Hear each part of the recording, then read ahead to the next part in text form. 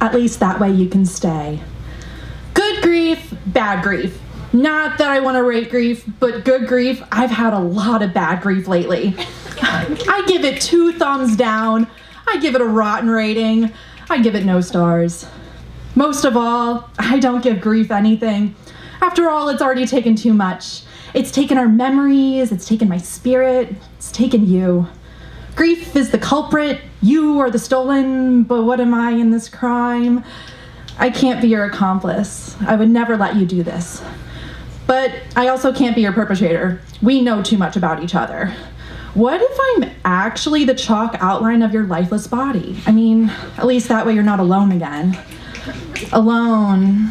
That's me now, huh? All I have is our memories, your name, and my grief.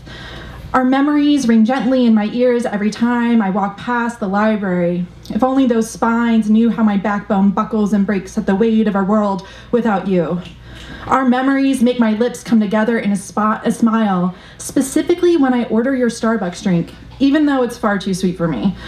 But I also remember memories in which we weren't talking, and it's in those that I hunch over my sweetened frappuccino in a pool of salty tears.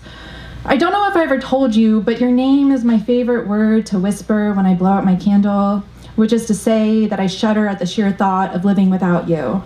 Living fully is hard when you all have this empty inside. But I can't leave yet. And yes, there are days where I also want to leave like you did, but then what happens? Do I become another statistic, another failed attempt to live while mentally ill? You're the friend who couldn't stay, and I honestly don't blame you, but in your eternal absence, I am your collateral damage.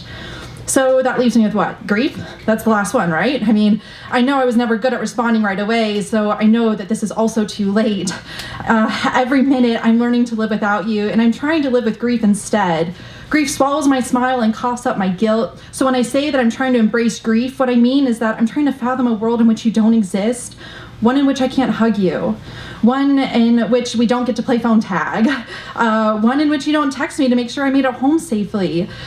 But I guess I don't have to imagine that world anymore, do I? I get to live it, alone, and that's okay. When it stings too much to remember our memories, I embrace grief. And on the nights my voice cracks when I whisper your name, I embrace grief too. And although I don't particularly think grief deserves to be embraced, I will grieve you. At least that way you can stay.